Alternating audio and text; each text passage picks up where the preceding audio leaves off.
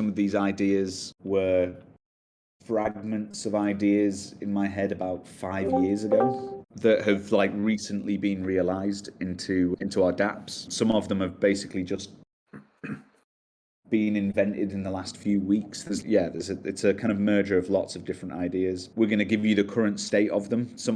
As usual, quite a lot of it's open to debate, similar to the way that we've discussed yield and markets recently. But yeah, another DAO Suite dApp is ready and is about to be used in the coming weeks. Interestingly, other people will be using it before we think we're onto something cool with bank.vote. So how should we start this? Naomi, do you want to jump in and walk us through the dApp, and then we can talk about how it'll be used afterwards?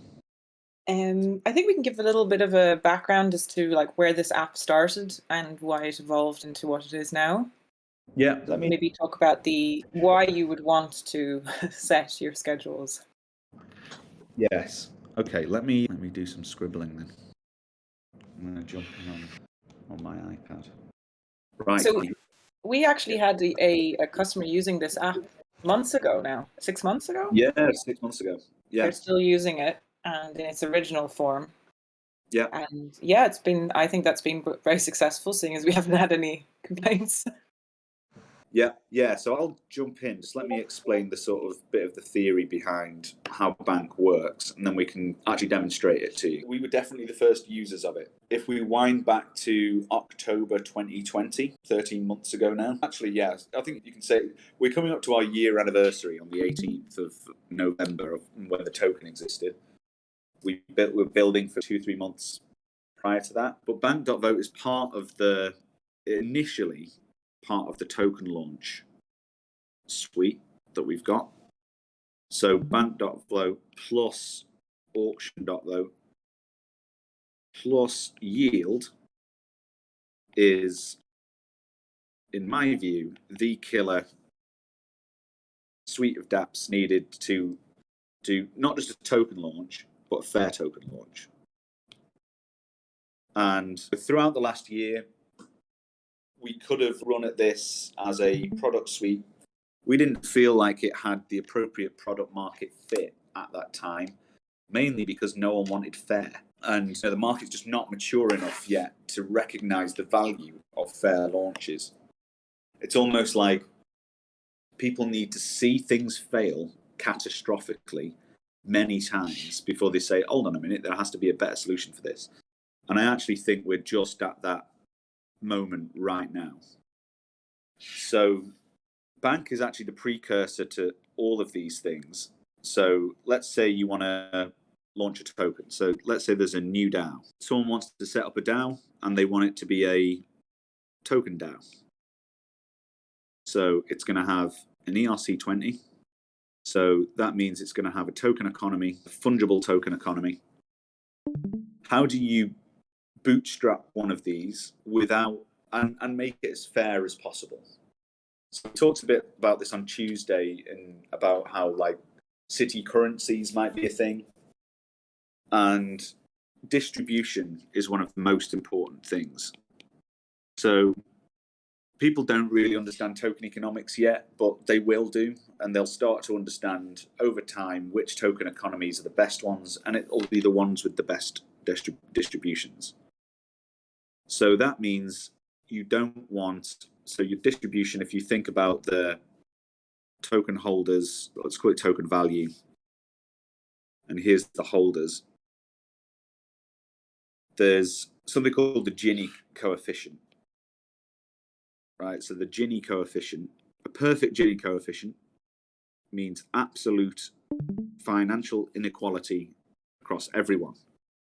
So if you imagine a utopian civilization where everyone has exactly the same amount of money, it's obviously fundamentally impossible, right? But what you would have is a Gini coefficient of 1 is that there's an absolutely perfect distribution of token holders. But what you actually have is something like this, where this is like a very small number of people, like less than 1%. This is how it is in the real world. So the real world has crazy low Gini coefficients.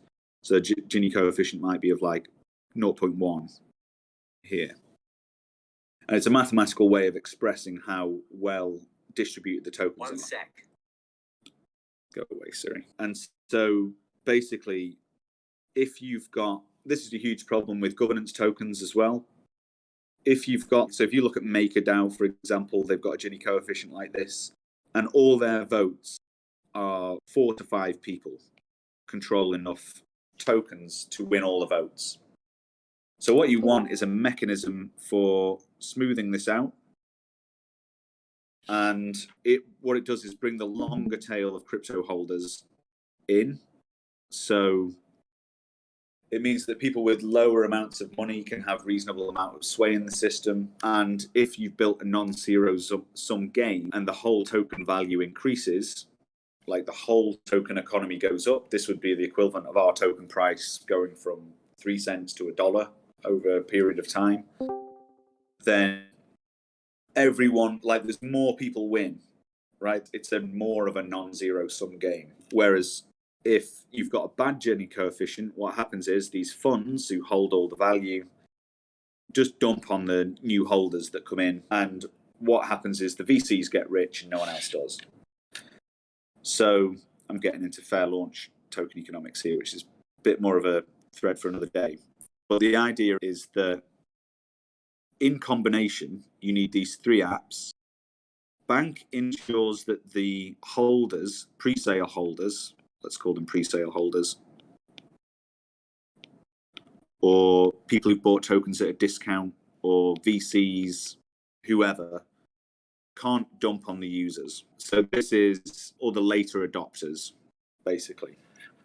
So I watched in 2017, 18, the whole ICO thing died.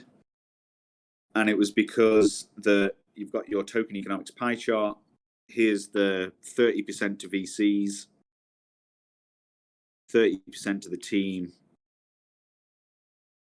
And then this is the liquid supply, let's say.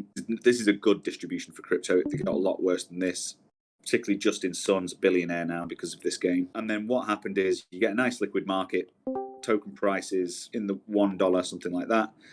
It starts to go down because we're in a bear market, and then the team and the VCs just dump it to zero. The reason why everything went minus 99% was most of the time because the people just ripped all the liquidity out of the market by dumping huge allocations of tokens into the market. So the answer to that is vesting and trustless vesting. And this is what Bank 1.0 was. Bank 1.0 equals trustless token vesting. So the first iteration that worked like this, let's say we've got 50 people in the pre-sale. They all have a address. They all have an allocation. This guy's got 1 million, this one's got 2 million, ... and so on. It's just a simple CSV file, or it's just a simple accounting thing, simple mapping of token value and addresses. And you commit this to a schedule. And we actually use something called cliff linear vesting in this. So you can either say you can have your 2 million tokens, so 0xB, now 2 million tokens vested over a period of time. We did it by blocks originally, so Bank 1.0 used on blocks. We estimate that over 6 months' time, these people can have their 2 million tokens vested to them linearly, block by block, and they can come to our app, put in their token address, and we will demonstrate how this looks in a minute, and hit withdraw. Our first one was this horribly messy thing with only our pre-sale allocation people who've since left the token economy, but this is how they exited. They hit withdraw, send a TX, and if they're here in the schedule, they can withdraw 1 million tokens, for example. And that was Bank 1.0. The cliff linear vesting one, and this is what we were on. We said, all right, you pre-sale guys, we as the team, you don't need to trust us. We won't get any tokens at all So our vesting schedule, I think it's much longer, it's 3 or 5 years. We'll let you have the market for this period, and then our vesting schedule starts in 6 months' time. So you get a cliff of tokens, and then and what this allows people to do is say, all right, we don't want any tokens hitting the market for 6 months. There's a cliff at 6 months and a 3-year linear vesting schedule. 6-3 cliff linear vesting. So that was Bank 1.0. So our own FVT token was the precursor to Bank. We built this system just so people didn't have to trust us not to rug everyone. And obviously this is just how tokens should be launched. So essentially the rug pull that happened a couple of weeks ago, that Anubis thing, if all the tokens were locked in a system like this, it would have been impossible for them to dump the tokens into the market. Stops people from dumping tokens into the market. The other one is, so let's say everyone's vested, then you do an auction with a fair token price, and then you bootstrap the DEX liquidity with yield. So that's the other components to it. Since then, we've created Bank 2.0. So Bank 2.0 is token vesting and decentralized payroll. So as we realize, okay, we've not just got the problem of fair launches to deal with, we've also got DAOs.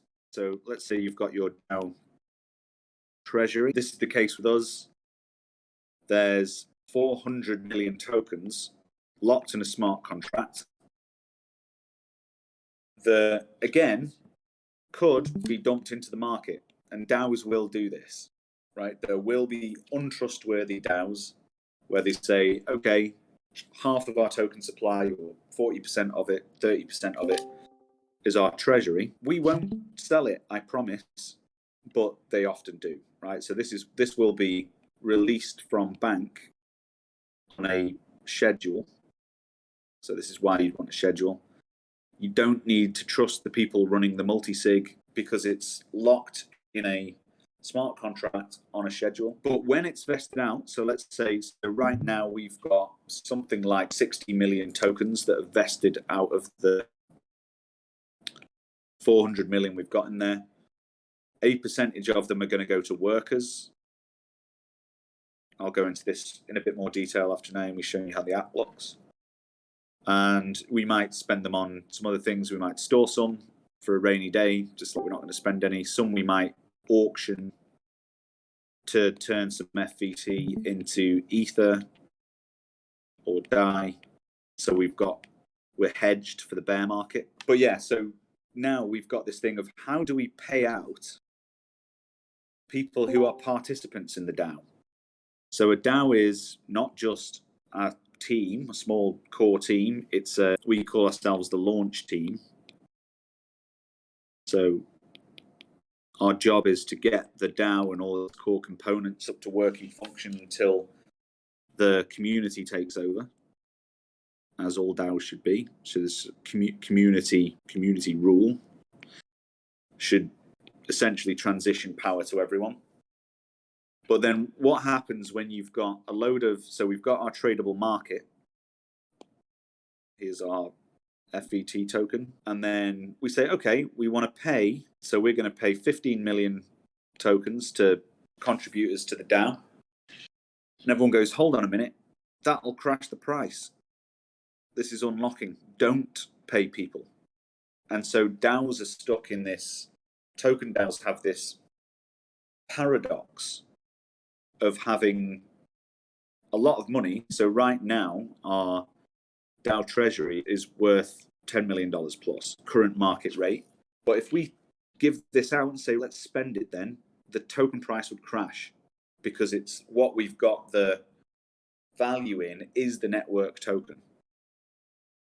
So the solution to this is token vesting.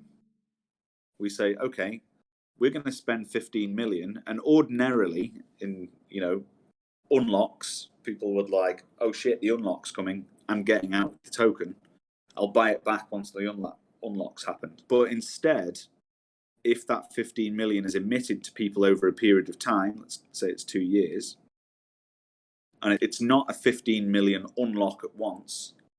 It's 15 million dripped into the market. This allows you to control, in token economics terms, your token velocity.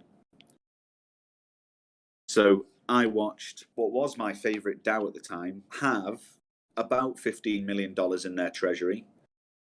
People would come in and say, hey, I want to build some stuff for you. I want to do some marketing work for you. I want to do this, that, and the other. And then they would always vote no because they were worried about the token price.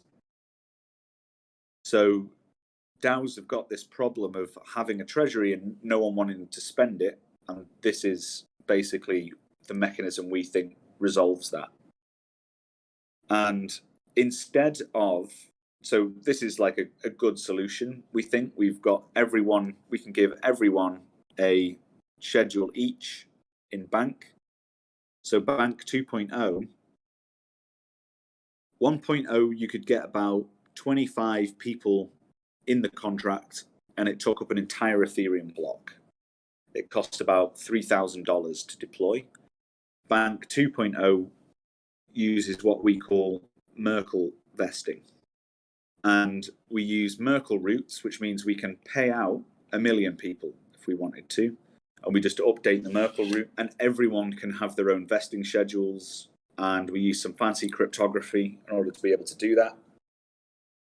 But what's even more cool is we can allow you, let's say Bob is given an allocation of 1 million tokens, and Bob gets to choose how quickly he gets those tokens. So Bob can decide, I want the full 1 million.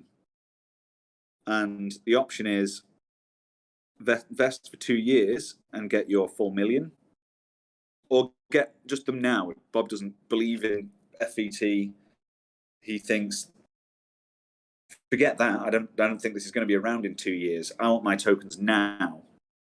And what he can do is exit, I don't know, let's say 100K tokens right now. Or say, actually, I think you'll still be around in 6 months' time. So what I'm going to do is vest 6 months and get 300K tokens in that time. Now, this is, big principle of DAOs is user agency, autonomy. If we were deciding the vesting schedules that you were on, that would be us intermediating as a kind of power structure. Whereas what we've created here is the ability for users to select their vesting schedule and thus the amount of tokens that they get completely independently. And we think this is a really cool tool for decentralized payroll, because now what we're going to do is emit the schedule that I said from day one. We can change it if we want, but roughly 15 million tokens a quarter are available to spend in the treasury, and by vote we decide how to spend them. So we're going to say 15 million tokens are going to be distributed to workers via Bank 2.0, and every single one, there's going to be over 100 people in this thing, and they can all choose their own vesting schedules or leave now if they want. Bank 2.0 is also just used for airdrops, and we're getting partners at the moment. If you want to do an airdrop, your DAO wants to do an airdrop, we can do them. And we can also do, and something I'll talk a little bit later, is do retrospective and prospective airdrops. Like, you can do stuff that's happened in the past and work that's done in the future. So that's the kind of theory behind Bank 2.0. Hope we didn't glaze over on that. Has anyone got any questions or thoughts on how that works? So we dive straight into the demo. Did that make sense? Yeah, that made sense. Naomi, do you want to walk us through how it looks? Yep, let's go for it. We've got Lenny here on the call as well, one of our lead product designers. Yeah, we've enjoyed working on this one. I think one of the main concepts for the brand was this is not a bank, which comes from the fact that it is non-custodial. So bank.vote is not a bank.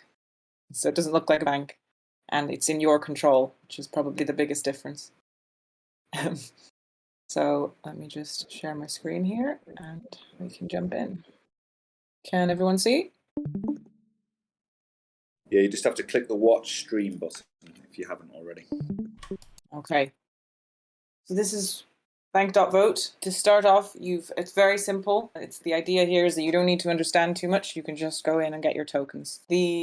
One of the first things you actually come across here is that you've two options. You can either enter an address or you can connect your wallet. Now, one of the interesting features here is that you can actually view and withdraw for any wallet, not just your own. So this was useful, for example, for one of our projects who had investors who didn't have time or patience to even do this. So you can actually go in and withdraw your investors' tokens for them. So I'm going to take you through a wallet that has allocations.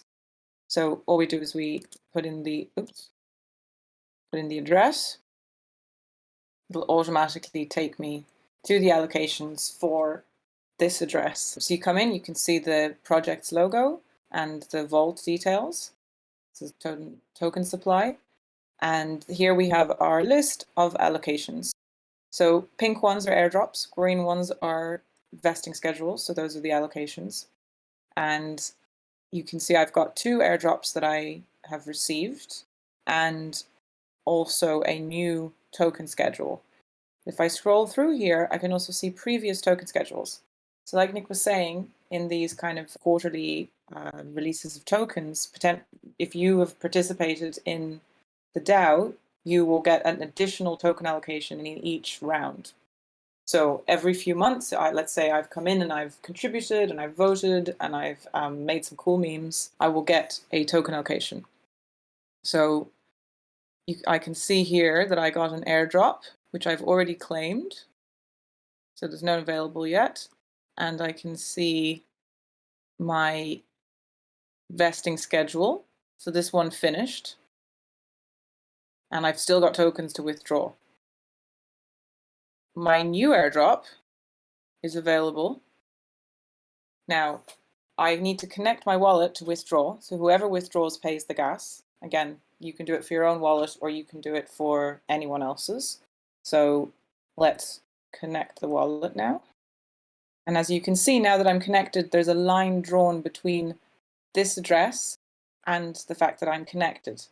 So this is quite important, actually. You can withdraw anyone, but you cannot set a token schedule for somebody else. So I've got a new token allocation. And this is the cool thing Nick was talking about, where you can actually set your own allocation and how much basically you commit to, how much you committed to this project. So let's say I'm a skeptic and I'm like, I did a few memes, I got some tokens, I just want some tokens right now. I've been allocated a max of 20,000 tokens, but if I only go for now, if I only do 2 days, which is the minimum, I'm going to only get half of that. If I vest my tokens for longer,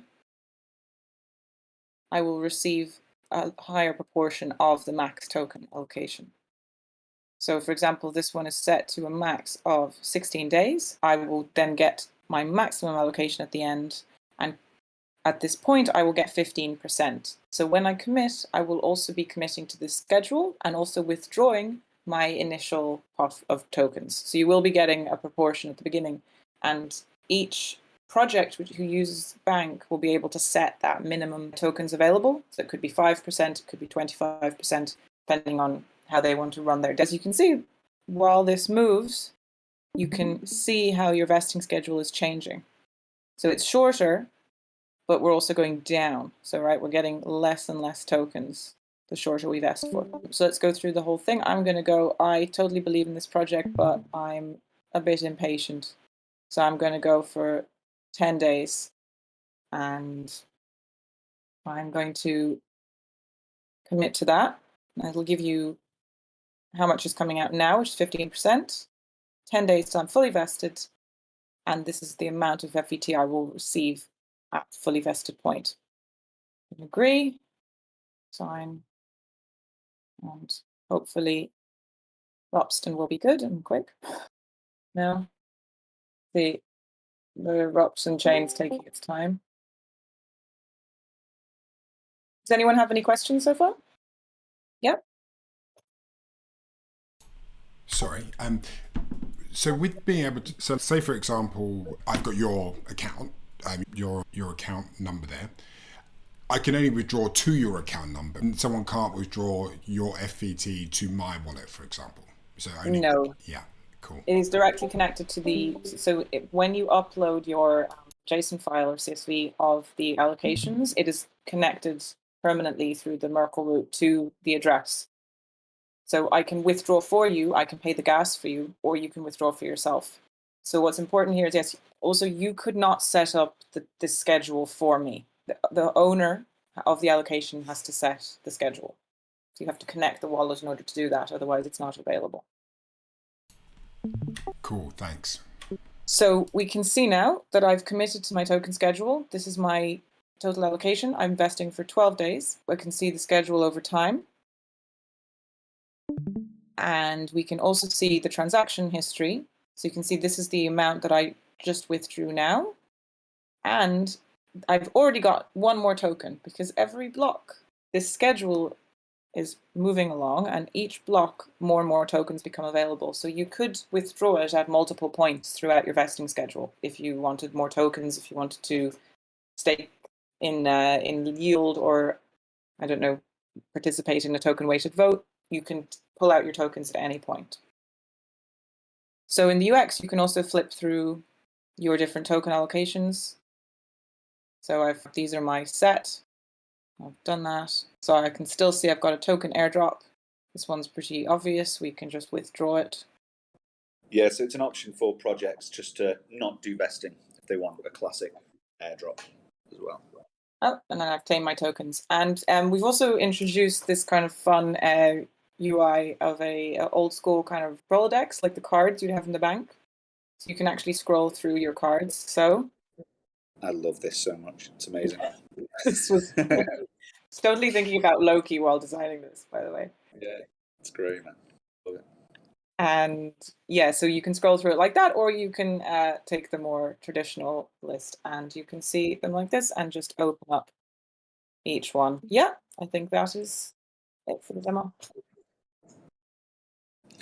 It's beautiful. I love it. Has anyone got any thoughts, questions? What do they think? Feel free to drop anything in the general chat.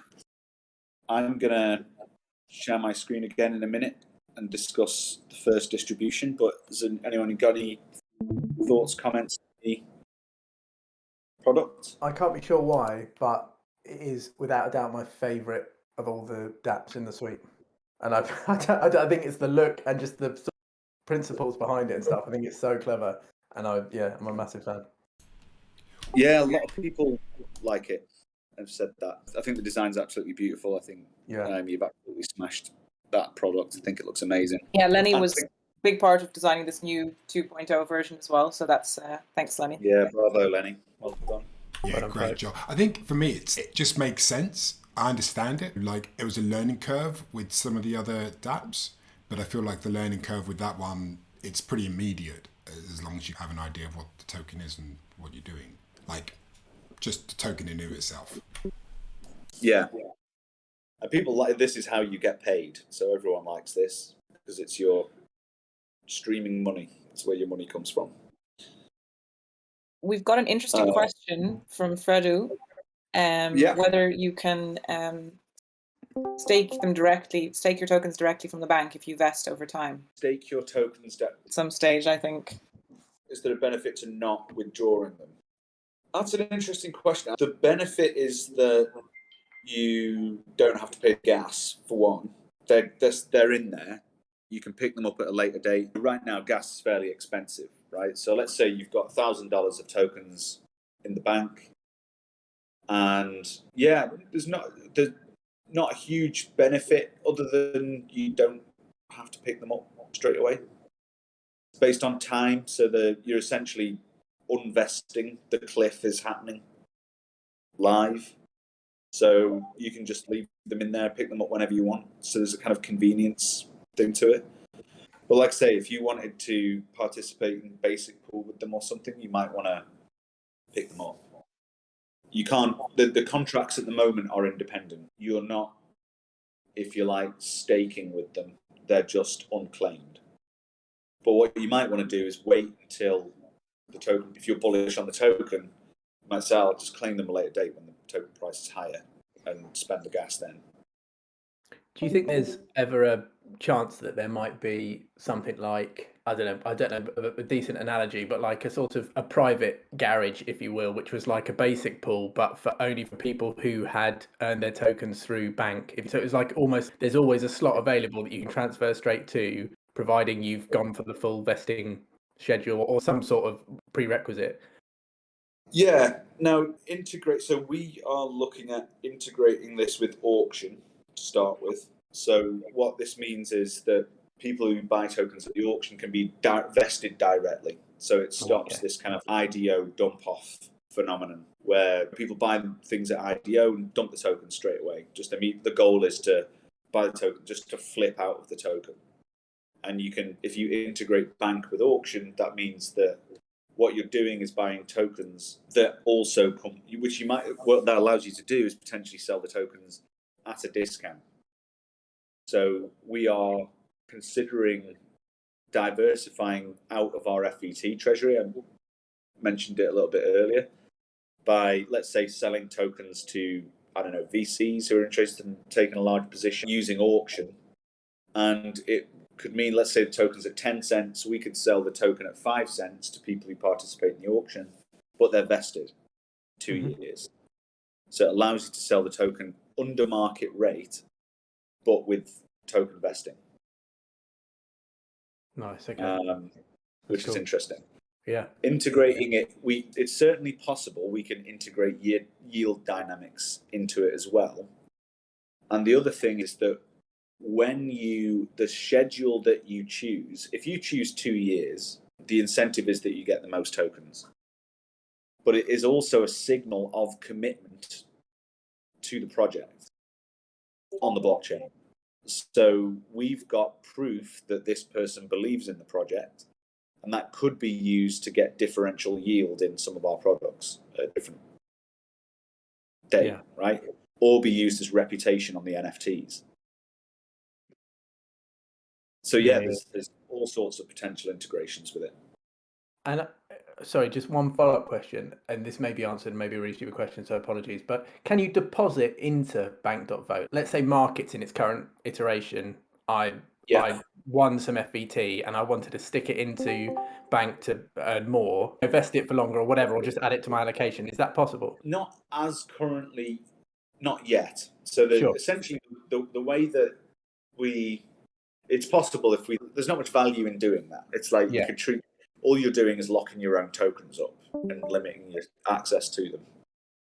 But it could, if we integrate yield dynamics into it, it might make sense to do. But basically the way it works is projects fund this contract to distribute to many people. So you can send tokens to it, but what you're doing is just paying the people, in it. People. If you want to give your money away, you can do that. But there's potentially ways to fund it, use it as a kind of yield mechanism. But basically, what the problem this solves is that DAOs have, like the ENS DAO that's just turned up, they've got 500 million, like us, 500 million tokens as yet unissued to the community.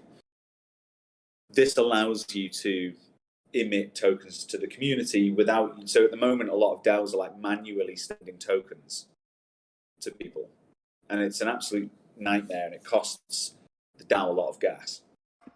Whereas in this, the gas is basically spread across all the users, and if they want, they can withdraw them tokens for them and pay the gas for the users. That's a very expensive thing. So I'm going to quickly jump into an idea for how we're going to distribute the tokens. That's a question before you move on. What's the revenue model for it in terms of FVT to making? So as yet completely decided, and it will be variable over time, but what we're going to propose is that the treasury gets an allocation. So if a project uses bank, then we take an allocation in that project, or the treasury does.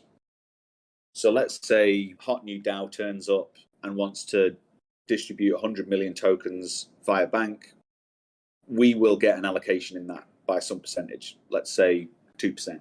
So we get 2 million tokens of that project.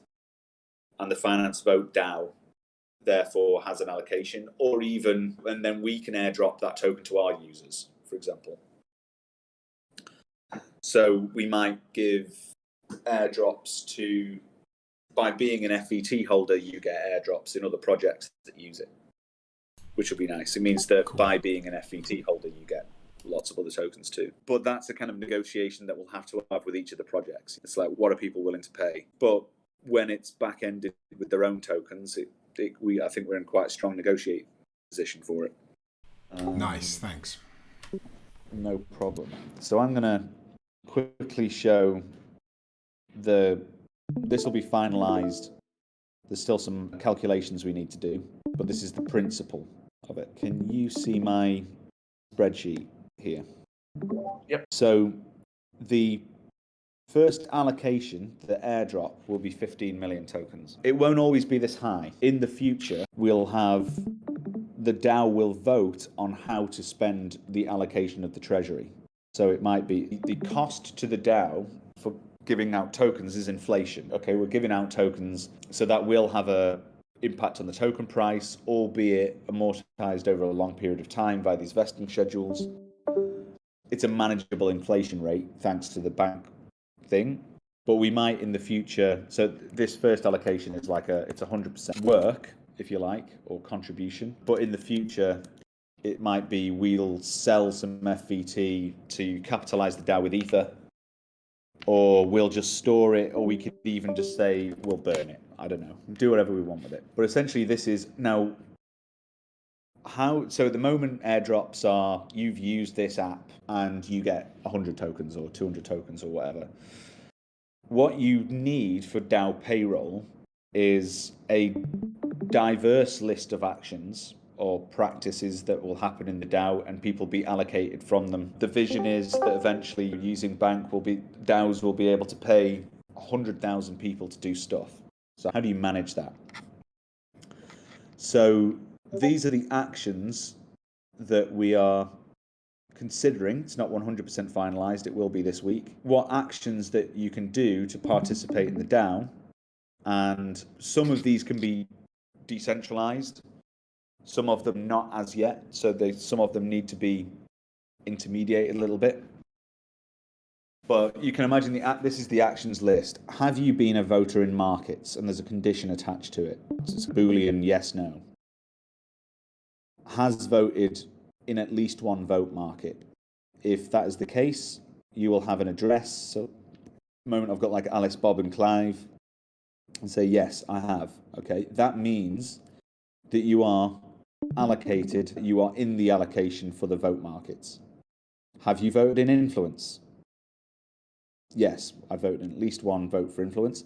Now, actually, each of these, I'll show you how the vote mining calculations are done in a minute, particularly for the vote markets. But that means you're in that allocation. It doesn't mean that everyone gets the same share of the allocation. So if there's 100 people in the vote markets, they don't all get the same necessarily, but they're in that allocation. Have you voted in influence? Yes. Are you a DAO leader is one of them. And then there's things, are you a supporter?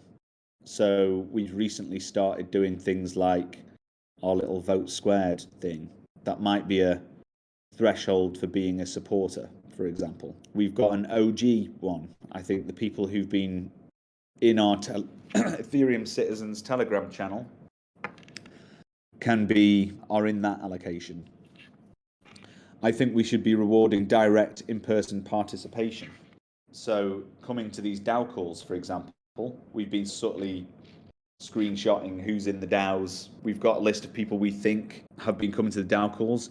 You're in that allocation as well. Has a citizen as an ID. So that one we can track. Have you submitted content as a content creator? Then you're in an allocation. Have you completed stuff from our jobs board? No one has yet.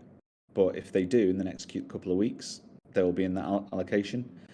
Have you completed tasks from our Spread the Word campaign? We've got that tracked. Then you're in that allocation. There are people with all of these ticked. and there's people with some of them ticked. So this is the mechanism for how we will allocate. This is how we do our prospective airdrops. Because now, so essentially what's going to happen is and I'm going to explain the Senate structure a little bit later on in the governance framework session. But yeah, how this works is this is a list of actions. Every quarter, we decide what the list of actions are by governance, what the conditions are, what the weights are, and we can do this by vote, right? That determines the allocation from the treasury that will be distributed by bank. And it means that, okay, each quarter, people know the actions that they need to do everyone wants to do this, right? Now what this does is gamify DAO activity. All right, I need to spread the word. So if I do that, we have a threshold. I know I can tick the box. I can complete some tasks on the jobs board. I can make some content for the content creation channel. I can buy a citizen's ID. I can turn up to the DAO calls, etc., etc. And what this allows us to do is shape a list of actions for the DAO, and it could, I think, in a very scalable way, get thousands of people working for the DAO. And that's how it works at the moment.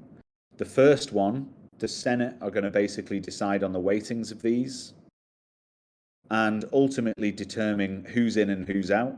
We haven't automated all the processes for this. We'll release a spreadsheet in advance of the airdrop. You can be able to check your address. In some cases, we need to collect your addresses, and there's a bit of work to be done to build the distribution weighting out of this. And distribution, sure, there might be some negotiation. There might be things that we've missed. You might say, I've been to these DAO calls and you didn't spot I was there, and if you can prove it, we can do it. Same with the content creation. This goes all the way back for a year. We've tracked some of it, but there's people who made memes for us 11 months ago that we don't have perfect records for. So there'll be some degree of negotiation for this when we release the spreadsheet for it. We'll leave that open for a period of time to make sure we've got as good as records as we can get, but we need to fix it at some point. What do we think? Any thoughts or comments on a process of how this works? I think it's great. Freddie just asked a question, which I think I've answered correctly, but I'll check. He said these airdrops are in addition to the reward you already get from completing some of these tasks. Yes. Yeah. They eventually might replace. So the idea is that this becomes the payroll system, right? So we don't need to assign. If you think so, it's partly driven by a mechanism design principle, right? We want to shape action over time. Eventually, we want tens of thousands of people doing this. We're going to be governing what goes in this list, what the conditions are. It has to be achievable. It has to be manageable. It has to be we want no one having to keep spreadsheets all the time and all that. So eventually we want to offload these things. So ideally, we automate every single one of these things, and everyone can just go to a bot or something like that and say, yeah, that's me. There's going to be some things where there's kind of a hierarchy of power. So there's some DAO leaders, there's DAO leaders who've been with us for a shorter amount of time than a longer amount of time. There's some degree of intermediation on some of these. But what will happen is the next allocation in the next quarter, we'll have a lot more participants. This is a retrospective airdrop. That's what has happened. But next time, there'll be people, those people got that amount of tokens for doing this. It's going to happen again and again. We've got something like 7 years of distributions to go like this. So yeah, imagine this, everyone just turns up, knows the rules of the game, does work for the DAO, and it goes on and on. Yeah, there's a question here, will it include participants, wallets, and names? We will anonymize it. We'll put we need to keep an internal one. We do need to figure out a way of doing that. We'll approach you if we think you are this, but we'll have essentially semi-redacted. So I'll show you the vote mining thing. It'll look a bit like this, where there'll be a redacted address, partial address shown. Somos has asked a question. Yep. We have the ability to review or query our checklist. And what is a DAO leader and how do you pick one? Good questions. Yes, there will be a period. We're going to do a kind of, here is the spreadsheet. This is what we think the state of it is. You'll be able to say, yeah, we might have missed you off the creative content creator one, for example. And if you can show us a Telegram message or a Discord message where you say, look, I did on this date, you can prove it, then we'll update it. It won't be perfect. We'll definitely miss some things out of it. It might be, I know there's some people who've owed some AMA rewards from 5 months ago or something like that we can just add in as a kind of special case. But yeah, I think there will be a query point for 2 weeks maybe where people can argue over it, try and keep it as civil as possible. But yeah, there will need to be proof, of course. It's like, you might be saying, hey, you said you'd give me $200 or something. Like, when? The other question of what is a DAO leader, that will become a little bit more obvious. I'm going to talk about that in the governance framework session in an hour. But essentially, there is a class of users who essentially have proven themselves to the DAO and essentially become recruited to be a kind of a group of people who consistently work for us. You gain access to some gated groups, and you basically work very closely with us and become part of the core team. There are people in this group like Chris and Matt here, if you've seen, doing amazing amounts of work for us as they are DAO leaders, right? So there's people who are obviously leaders. It's what is a leader? Someone who takes on a specific role or takes on a role in the DAO to lead the rest of the DAO, to show people how it's done, to lead and that what defines that, there's what the threshold is. There are DAO leaders and senior DAO leaders. If you are one, you get a substantial allocation in bank and you get a stipend. And it's our view it's my dream that could have 100 people working as DAO leaders in the finance.vote DAO at some point in the future, all getting enough money to quit their jobs. That would be a dreamland sort of scenario for me. We don't have the treasury size or the allocation to make or the sort of token price at a level that we can make that happen right now. But yeah, we can talk about that a bit more in the future, if that makes sense. Yep.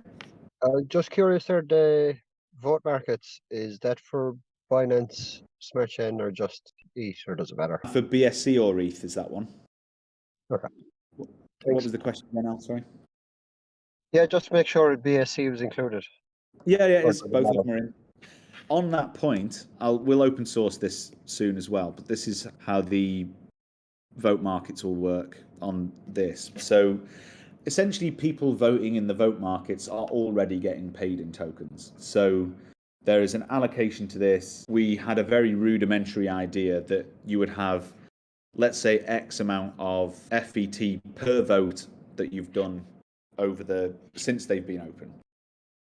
The problem with that is that, so you can see the number of votes that people have done. You can see quite a lot of people voted once. Give it a go, didn't have another go. That's cool. Those people should get an airdrop, just like the people who used Uniswap once got an airdrop. They will get one. They will get one too.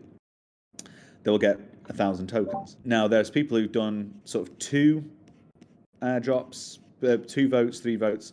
And you can see some, particularly on the VSC, have done hundreds. In fact, someone here has done 938 votes across many IDs, farming the shit out of the BSC vote market. So what we didn't want to do is give them 1,000 tokens for each vote, because basically we're just incentivizing Sybil attacks there. So what we've used is a sort of mathematical curve to reduce essentially consecutive votes to make it fair. Basically, if there's a pot of money that is to be shared across all voters, and the people who've been doing that have been taking the tokens out of the vote market pool anyway, so they've been fairly well incentivized. So we've created a kind of mathematical curve that looks a bit like this. There's a decay factor that drops off with votes over time. So every subsequent vote does get you a additional weighting. It's just the amount of votes that you get over time with the additional weighting drops off. So there's a chart that looks like this. Everyone who has ever voted in the vote markets gets at least 1,000 tokens. So if you voted once, you're getting 1,000 tokens. And then you get a cumulative number of tokens per vote over time, that drops off logarithmically. So this is a logarithmic curve. And it means that if you voted in it like 100 times or 1,000 times, you are getting more, just an exponentially, a logarithmically lower amount each time. And that's the curve that we will be able to be used in the future. And a similar thing will be used for influence as well, for people who've done influence votes. Max has asked a question which may tie into what you've just said. What's the threshold for the creative content? Is a meme considered creative content? I can answer that absolutely. If so, Yes, will there be a way to reward people who put in a lot more effort than people who did smaller things? And I guess that's quite an interesting question in terms of its substantive business. So. It is. Yes is the answer. For one, there was a threshold. So I've put good content, right? There were people there is a fantastic degree of difference in quality of memes. Memes will change the world. Memes are creative content, but there are necessarily shit memes that are just lower. For me, there is a threshold, but I think almost everyone who's in that bucket has, for the most part, we did pay out people relative to the quality of their memes or content or whatever. But what this is, that we're going to put the percentage weighting isn't, but there's just under 1 million tokens that's going to be given to content creators. What that is, that might not be shared completely evenly. And actually, Chris, I might get you to think about this, is there should be some weighting on the variable distribution of quality in there. My view is that our creative content votes that have been done do provide a weighting factor to that. And ultimately, the way that we can do is off-ramp the allocation, the way that we've done it, by votes determine the weighted content. So we actually have a mechanism for determining the weighted perceived quality of creative content. So it'll ultimately come down to influence votes. Yeah. By the way, we need to do another creative content vote very soon. Yeah, we've got loads now, and I think we should.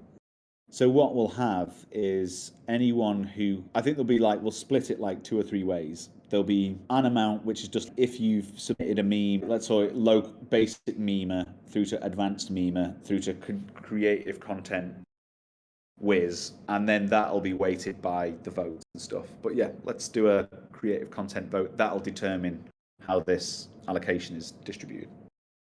Nice. Hey, how's it going? Hey, quick question. So, actually, a comment just came to my mind. We might have the same issue with anything that involves quality. Yeah, different levels of quality. Yeah. So I actually think we've got the tool to be able to, by consensus, determine quality weightings. Okay, awesome. So influence.vote, that's one of the way I describe influence.vote to people is that it's a decentralized content curation tool. And what this allows us to do is, let's say here's 100 pieces of, or let's say 10 pieces of content. What do voters think is the relative weighting of quality of these things? And that determines what it is. Yes, it's very subjective, but we've got the consensus mechanisms to quantify that subjectivity, which I actually think is super disruptive. Nick, do you think there might be some sort of, because obviously with just highlighting creative content for the sake of this example, but in creative content, the votes obviously determine who gets the big prize and then the share of the rest of the prize that's available, and those are independent of this airdrop. I wondered if there's a world where you could say, providing you get at least one other person who votes your content as good, because like we said, good is subjective, right? Then that qualifies that meme as a high enough level to grant you access to the threshold for the airdrop. Because actually the ones that win that particular vote have already been rewarded as such by taking the biggest amount of the pool that was available for that prize pot, if you see what I mean. And so I wonder if it doesn't have to be one vote. We can obviously work out the exact measurements and stuff, but maybe that's an idea. The prize pool is this pool eventually. Yeah. You know what I mean? It's like the allocation and this debate, I think we will debate forevermore. how to do this. It's one of the things that our governance system will do. We anticipate in the future there'll be hundreds of people arguing about how we price memes. I just hope that happens for the next decade. This is the beginning of a decade-long conversation that ultimately ends in like meme markets or something. But yeah, it's an open. We've got the basis, I think, the way to be able to do this, and it's going to end up being up to you guys deciding how it iterates from here on. Yeah. Yeah, Thomas makes a good point here. He said this threshold should also include engagement stats. Does it matter if a meme is shit if it got lots of eyes onto FVT? Which is exactly what we're It's a really good point. It's an absolutely brilliant. And this is the thing. The way this is going to work is there is essentially a first smash at this allocation. It's the first airdrop. This happens every quarter until there's no treasury left. And we're going to have, over time, it's going to be the job of the DAO to recapitalize the treasury through revenue generating activity so we can do it forever. My goal is to make this an infinite game. If we create a DAO that pays people to make memes till the end of time, we've cracked it. We've got a damn long runway on it. We've got 6 or 7 years of meme money to spend. The vision of this is that all of this mechanism is just the starting framework that can be handed off completely to a decentralized governance system. And there's nothing I can do about it. There's nothing any of the DAO leaders can do about it. And how we do that off-ramping for all of the stuff is what I'm going to be talking about in the governance in an hour.